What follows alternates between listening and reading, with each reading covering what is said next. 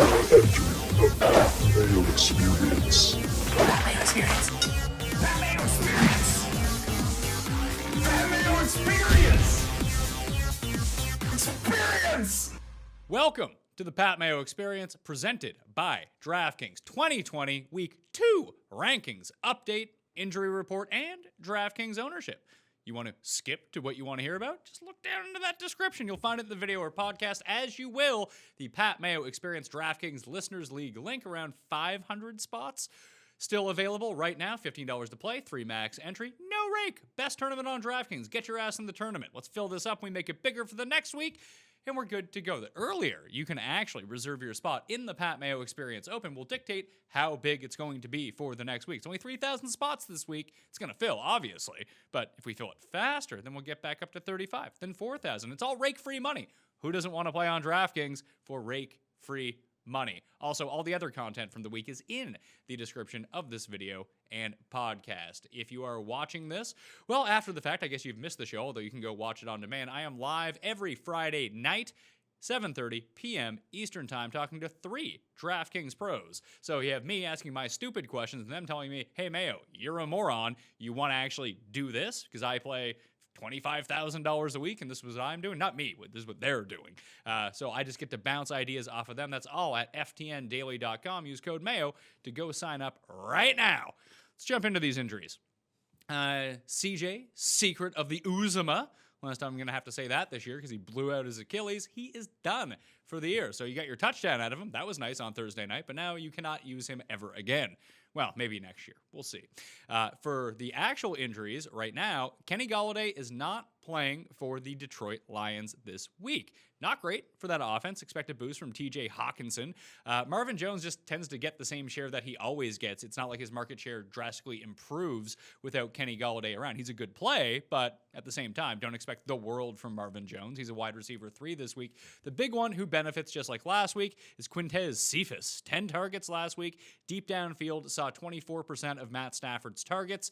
He is super cheap on DraftKings. If you need a streaming option at wide receiver, it's not safe by any means, but it is ripe with upside, especially being 6-point underdogs. You expect a lot of pass volume in that game. Unlike last week where the Lions jumped out to a lead, then they started running. This week they're expected to play from behind. So Quintez Cephas, it's a good name. You gotta go with a good name, but super cheap if you're looking for a punt on DraftKings. Amari Cooper is dealing with a foot injury. He says that he is going to play, so you might as well play him, obviously. I bumped him down a little bit in the rankings, bumped up Gallup and bumped up Lamb, but at the same time, you're just playing everyone from that is the game of the week to go stack on DraftKings. Use all of your guys from. If you drafted Falcons or if you drafted Cowboys, I don't see why you wouldn't play them in the highest projected over-under point total game of the week. That's just me, though. That's just my galaxy brain thinking on that one. So use those guys. Mike Evans will play with his hamstring injury this weekend. Chris Godwin may or may not play. Bruce Arians says he is doubtful, although he has been practicing. He still has not passed officially concussion protocol. He does not pass that protocol. He does not play this weekend at Carolina, which opens up some interesting values. So you have Scotty Miller, who's still going to get some run anyway on this team, but his role would be increased, and he'd probably end up playing the slot, which is more valuable to him if Chris Godwin doesn't play, and that would move Justin Watson to the outside. Both become interesting. Like I said, flyers, I like Miller more than I like Watson, but at the same time, both are very cheap on DraftKings. You can find yourself differentiating that way. I'm just not a huge... I like this offense against Carolina. The problem is Mike Evans is probably the play. There's just something with Tom Brady and Mike Evans that I don't know if it was the injury last week. They're talking about they need to go to him more. Maybe there's just not a connection there. It probably doesn't matter against Carolina because their defense is so bad, but there's just a lot of mouths to feed in that offense. Until they really solidify who those guys are, I find it hard to trust any of them as elite options. So, I mean, Godwin was the one guy I was going to trust, and he might not play. If Godwin plays, you play him. Evans, you're going to play anyway. The other guys, it would be Miller if you have to. I wouldn't be going out of my way to go jam him into my lineup, though. Corey Davis is going to play for Tennessee. A.J. Brown will not play. That means Khalif Raymond is going to get in the game. Deep play threat. We know off play action. Last year we saw him a few times. Then Hump Daddy. Hump Daddy never vomits, but he will be playing a considerable amount of snaps against the Jags. Problem again, Is Corey Davis going to be very popular on DraftKings based off his Monday night because his price wasn't adjusted because the pricing came out before the Monday night game? But at the same time, like, this is just shaping up to be Derrick Henry, 35 carries on the ground. They're double-digit favorites against the Jags. The Jags have 0 run defense. This is a situation where you might talk yourself into what on paper looks like a good play, but there just might not be the pass volume that goes along with it. If Tennessee doesn't reach the same efficiency level as they did towards the second half of last year when Ryan Tannehill first took over, there just not may be any opportunities to go around. Jonnu would be the one guy, Jonnu vision, in this offense that I would be going with. But other than that, I mean, Davis is a fine play, like a wide receiver 3 play, but don't talk yourself into thinking like, oh, he's a top 10 option this week. He's not. Straight up, he's not. I mean, he could get there. He could have like 8 catches for 2 touchdowns. I just think that happens to be pretty unlikely. Still Corey Davis. Remember that. Golden Tate, questionable game time decision against the Bears this week. If he gets back into this offense, you have to bump down Shepard. You have to bump down Slayton. You have to bump down Ingram. Again, it's just a situation where there's just more mouths to feed in this offense where you just don't know where the ball is going to go. For me, in the pecking order for the Giants, it's going to be Sterling Shepard, Darius Slayton, Evan Ingram, Golden Tate. But on any given week, that could just be jumbled. So beware of that going into the game. If Tate sits, the Giants' receiving options, with everything more concentrated, actually become decent plays. Both Slayton and Shepard would be top 40 options for me at wide receiver, while Evan Ingram would be a top 10 option for me this week. James Conner, he is going to play this week.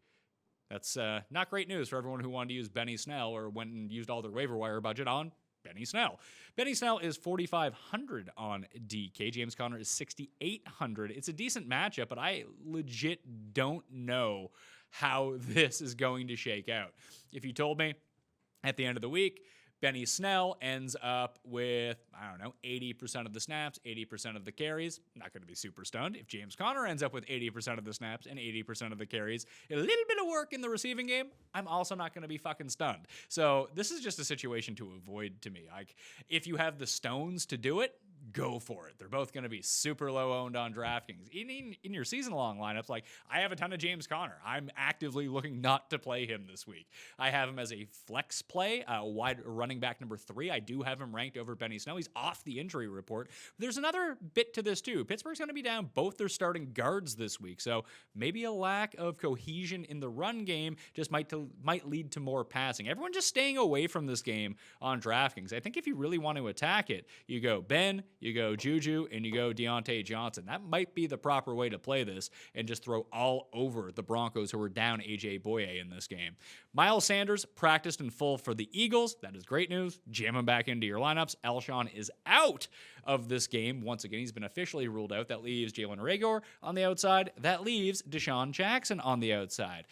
Here is the problem, though, is both these are tough matchups, regardless of what side you're on against the Rams. And where do you attack the Rams? You attack them down the center of the field. Both tight ends and Miles Sanders should be the ones doing most of the damage. It would be Reagor for me if I was going to take a shot on DraftKings. Just the air yards for both of them were off the charts, but it does look like Ramsey is going to be on Jackson most of the time. And if you really want to get a deep dive into the wide receiver and cornerback matchups, Jeff Radcliffe has it all on a very easily sortable table up on ftndaily.com. Again, code Mayo if you want access to this information. There's so much information up there. Optimizers, lineup generators, the cornerback, wide receiver matchups, ownership projections. It's all up there. Code Mayo, get you the discount, ftndaily.com. But his top 3 graded best matchups of the week from 4 wide receivers against bad corners: Devontae Adams, Allen Robinson, and Mike Evans. If you were wondering, if you needed more reason to go play Devontae Adams, there it is. Jamison Crowder is out for the Jets. They're fucking pathetic. That means Chris Hogan, Brashad Perriman, and Braxton Berrios are going to be the receivers against the Niners this week. That basically just spells good news for Chris Herndon. He he tied career highs last week in targets and receptions. I don't see why they wouldn't try to pass to him 100 times this week. He's $3,400 on DraftKings. Sure, he'll be popular, but he has a very high floor, put it that way. He's a top 10 tight end for me this week in the season-long rankings. From that game, George Kittle out. Also, I guess the injury is more severe than they thought. They needed that game against the Cardinals, so they threw him back in. Injury is more serious. Now they're playing the Jets. They're 7-point favorites. I mean, don't overlook the Jets. They do have a pretty good run defense. If there's one thing that they do, the rest of their team sucks. But, other than that, not bad. Brandon Ayuk is expected to play against the Jets this week, though. It's funny with Jimmy G. No one's going to use Jimmy G despite the fact that the Jets had basically the worst pass defense in the league. I don't know exactly who he's going to be throwing to. I guess Jordan Reed is starting at tight end. You're going to have Ayuk and Kendrick Bourne. Maybe they'll throw to Jarek out of the backfield. But I'm trying to figure out a way to play Jimmy G and talk myself into it. All I see is great matchup. And if you just think that they're going to run the ball down the throats of the Jets, like I said, just go look at the Bills running backs from last week. Yeah, Zach Moss caught a touchdown, but Singletary and Zach Moss were both pretty ineffective on the ground. They can stuff the run. That's what they do. So Mostert, he might get stuffed. Tevin Coleman expected to play more this week because the air quality. Whoever would have thunk that the air quality in New York would be better than anywhere out west? But hey, it is right now. So Coleman and his sickle cell trait will be unaffected in New York, so expect him to see some more reps this week as well. So Mostert value down. Coleman, I'm not saying use Coleman, it just kind of affects the overall baseline and floor of Raheem Mostert, plus it's not a great matchup, so watch out for him this week. The Cardinals, Max Williams, Max with 2X Williams. Make it 3X Max. Oh, you got time on your hands because you're not playing this week. Tarzan Dan Arnold should see some more run against the Footballs in Arizona at tight end. You're not starting Dan Arnold. Maybe if you lost CJ Uzomah, you need some Dan Arnold, but you've probably already played Uzomah this week, so it doesn't really matter for this week now, does it? Devontae Parker is going to be a game-time decision against the Bills. That could severely affect the value of Preston Williams this week. Is Tre'Davious White's going to lock down one of these guys? And if Parker plays, it's probably White on Parker, allowing Preston Williams to go free. Maybe it's not. I mean, Stephen Gilmore ended up on Preston Williams last week, so maybe Parker is a guy that you can actually go back to. But if there's no Parker, downgrade Preston Williams. And I mean, the Bills are down some linebackers, but it's going to be really tough for the Dolphins to move the ball this week, even in a Fitzmagic revenge scenario. But that's lost its luster because he has a revenge game every second week because he's played for fucking half the teams in the league. What else do we got here? Michael Pittman, the Colts receiver, injured his toe in practice on Friday, so he is now a game-time decision. Jack Doyle, he's out for the Colts this week. That means Paris Campbell, the Frenchman, he is going to see an incredible amount of snap share. T.Y. Hilton, as long as he doesn't drop the ball this week, appears to like he's a decent option. And for those streaming options, a guy I like better than Dan Arnold, Mo Alley-Cox. He's the last man standing. Burton's out. Doyle's out. You have Mo Alley-Cox. If he gets involved in this offense, then here we go. I mean, Jonathan Taylor is the play, and so is Naheem Hines. If you go to DraftKings Sportsbook right now, 56.5 is the rushing total prop. Minus 115 for the over for Jonathan Taylor. That just seems abnormally low to me. Maybe I'm being trapped by this entire thing, but he is shaping up to be the highest owned running back on DraftKings this week for his price at $5,700 against the Vikings. There's no Marlon Mack. Obviously, it's a two-headed backfield, but he is the one who's going to dominate the carries over Naheem Hines. Plus, he's going to chuck in some in the receiving game, too. He's a great play. I'm trying to find ways not to play him and eat all that chalk, but I might just eat all the chalk. He might be like 40% owned. Don't care. He might be 80% owned in cash games, for all I know. Rookie KJ Hamler is expected to play some for the Broncos, but not a lot. Cortland Sutton, a game-time decision, and Phillip Lindsay is out. But it's all against the Steelers, so it's not like, oh, go start Melvin Gordon because Phillip Lindsay's out. Now, you basically don't want to play anyone against the Steelers. This defense is amazing.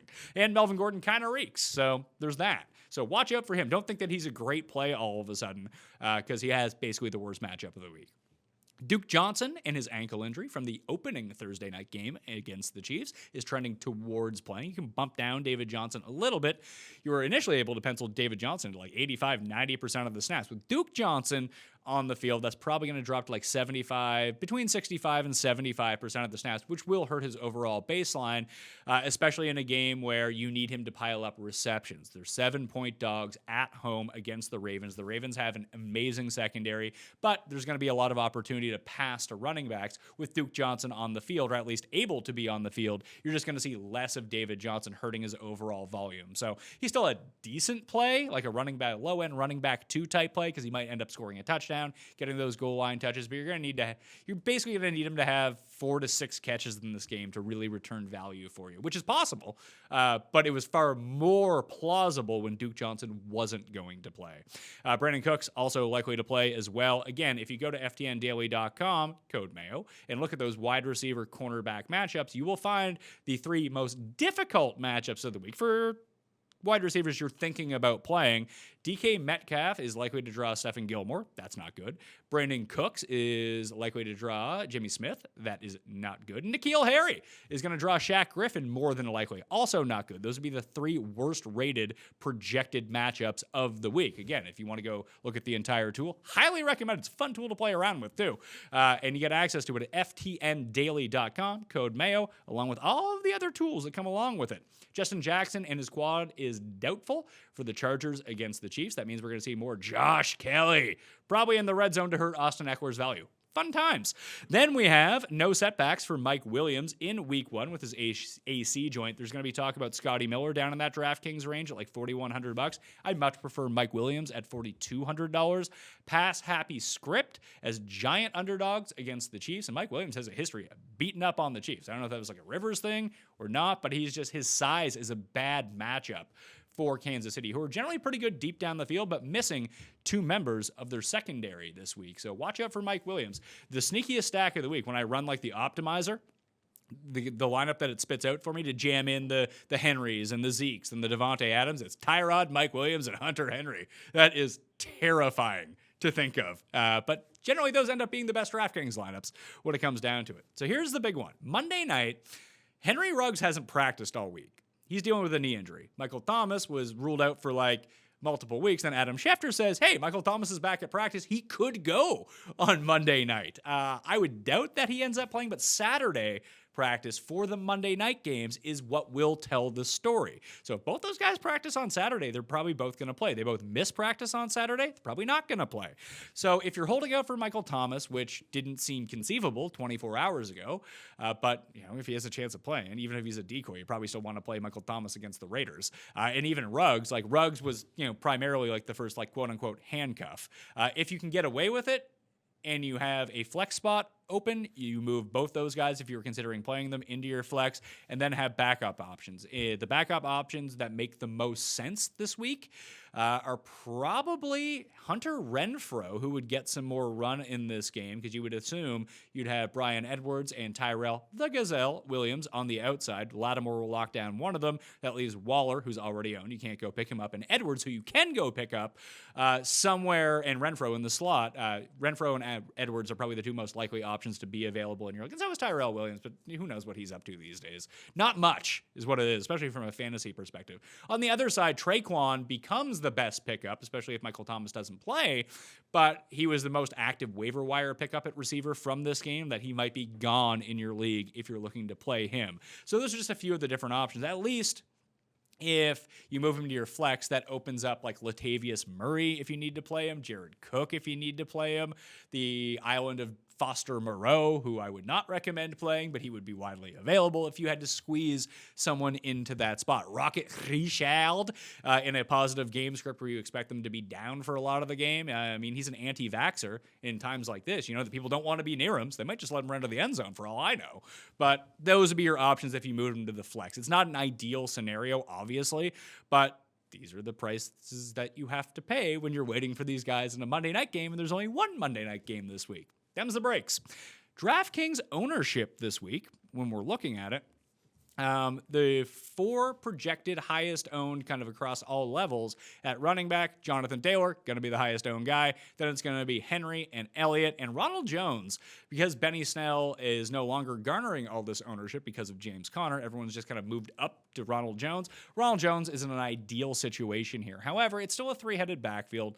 Shady McCoy got a ton of run last week for whatever reason, and Fournette was starting to work his way in. Now, Jones dominated the ball on the ground. If he dominates the ball on the ground again, he's going to be an excellent play against one of the worst run defenses in the league. And he's a really nice price as well. He's $7,200, and people might go on to Melvin Gordon now without Phillip Lindsay around. I would recommend not doing that. The 2 guys that I actually like in this area, one is DeAndre Swift, just because of the goal line work that he got last week and his work in the receiving game. That drop aside, but there's a reason that he's out there running routes. He's the receiver they want to throw to. That projects to be a positive passing script for him. No Kenny Golladay. I can see that working. The one I really like, though, Zach Moss against the Dolphins. Dolphins' run defense sucks. And Zach Moss, he was outsnapped by Devin Singletary last week. The valuable touches all went to Zach Moss. He had 7 carries inside the 20-yard line last week against the Jets. And I had already said, the Jets, pretty good run defense. Hard to do anything against them. However, not the case for the Miami Dolphins. So if you're looking for someone down there who has potential multi-touchdown upside, that's the guy that you need to go look for right now. It could be an absolute flameout, but if he can somehow get like 45 to 50% of the carries and Josh Allen doesn't sneak the ball in from the one and steal his touchdowns, he's going to get a chance to score against the Dolphins. So if you're looking down in this area, I'd say that he's one of your better bets to score a touchdown. He's pretty cheap and no one's going to use him. So that would be my pivot off of those guys. If you want to pivot up, it's probably Barkley, to tell you the truth. $8,400, good matchup against the Bears. He's going to get all the run. Everyone just watched him on Monday night suck.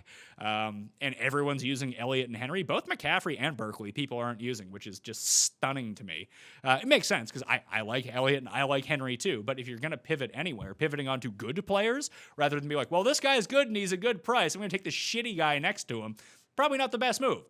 If you can pivot onto someone like Saquon Barkley or Clyde Edwards-Helaire or Dalvin Cook off of the chalk, that actually has a much better chance of working out for you. Put it that way. It's just like Todd Gurley. Todd Gurley is the one piece of that Falcons-Cowboys game that no one's on.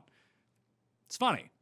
I get it, because everyone thinks that's going to be such a pass-happy game, but what happens if Julio, who's dealing with a hamstring injury, by the way, likely to play, him or Ridley or Hurst or Gage, they get tackled at the 1-yard line? What happens then? What if it happens 3 times? Then all of a sudden there's 3 Gurley touchdowns at 2% ownership in the Millionaire Maker. So that's what I would be looking for there. At wide receiver, everyone's going to be using the very expensive options. And generally pay up wide receiver doesn't really work out, but I still think that Devontae Adams is too cheap. I think you should play Devontae Adams. I talked about the best matchup. When you go to ftndaily.com and look at those wide receiver and cornerback projections, it's Devontae Adams. So he's going to be super highly owned, as is DeAndre Hopkins, as is Julio, as is Amari Cooper, and as is Michael Gallup. You want the pivot play? Tyreek Hill is going to be like 2% owned. It's a tough matchup against the Chargers, who have probably the 2 best corners in the league as a tandem, but Tyreek Hill is a slate breaker. We know that. And if you can get him at super low ownership, he's a guy who can go post 45 DraftKings points. It's risky to do it because the other options look so safe on paper, and he doesn't. But he's still Tyreek Hill. His big playability breaks slates, and a low-owned Tyreek Hill is usually the time you want to go in on Tyreek Hill. The other 2 pivots in the 6K range that people don't seem to be on in plus matchups, you have DJ Moore, who everyone's just kind of off of now, which is kind of weird, and Juju. I have projected at less than 5% ownership in a really good matchup against the Broncos, like I mentioned. No A.J. Boye. The Steelers passing game, people like Deontay Johnson because he's cheap, but Juju and Ben make very quality pivots right now. Tight end, it's pretty simple. If people are paying up, they're using Mark Andrews. If they're paying down, they are using Logan Thomas in a really nice spot against the Cardinals, or Chris Herndon, who I talked about earlier. There's not a whole lot of pivots, to be perfectly honest with you. You could go with Dalton Schultz, who reeks in that Cowboys-Falcons game. Just hopefully he stands in the end zone uncovered because everyone else is covered. It's not crazy to think about. Blake Jarwin is out for the season with the ACL. Dalton Schultz is gonna be on the field. Mo Alley-Cox now should get an incredible amount of run in that game. How many targets he's gonna get? No idea. But he should be standing on the field, which is always nice to hear. I guess those would be the 2 guys that you could go to, but I don't know. Logan Thomas seems really safe. Herndon seems really safe, but again, they're chalk, cheap tight ends that doesn't have the best history of working out. Just throwing that out there. QBs, it's 2 guys. Kyler, who I love. Dak, who I can get away from if I want to. That's where people are going. Everyone else is essentially a pivot at that point because they're all less than 10% owned. Do the stacks that you want this week. Don't worry about that. At defense, you are looking at no one projected above 12% ownership right now. The Rams would be the highest against the Eagles. I actually like the other side of that game. I like the Eagles defense at home. I like the Eagles. I like the Colts at home against the Vikings. And I like the Dolphins down at $2,100 if you're looking for a punt solely. I mean, Josh Allen's going to do something stupid. So he's just going to hand you the ball twice. So there's 4 points. He's going to take some sacks because he runs around a little bit. The problem with the Dolphins is that the Bills just might not pass all that much, and you really want passing volume against if you want a high-scoring defense. So the Eagles have switched back to be favored. They were opened the week as favorites. It switched over to the Rams being favorites. It's back with the Eagles being favorites at this point. I just think it's going to be a close game. If you can get Jared Goff to pass the ball 35 times, the Eagles create a tremendous amount of pressure, 8th in pressure since the beginning of last season, 6th in adjusted sack rate last week. So you're looking at a situation where you have Jared Goff, who under pressure, bottom 5 in touchdown rate, top 5 in interception rate. That's what you want when you're playing a fantasy defense against. And people are just like pissed off the Eagles anyway. No one's using them. They're probably my favorite leverage play in low-owned defense. I'm just going to load up on them and the Colts and use a sprinkle of the Dolphins and hope Josh Allen throws the ball backwards 800 yards because he might. And that's where I'm going with defense this week. You can find my cheat sheet up on dkplaybook.com right now. You can find all of the other shows in the description of this video. Please smash the like button to the episode if you're watching the video version. And if you're listening to the podcast version of the show, please go rate it 5 stars. If you're feeling generous, leave a review. I will be back Sunday morning, 10 a.m. Eastern time with Brad Evans live Sunday morning, taking your questions, breaking down the props, breaking down the bets, and all of the latest injury news to get you set up for your lineups for week 2. All right? I'm Pat Mayo. Good luck this week. I'll see you next time. Pat Mayo Experience! Experience!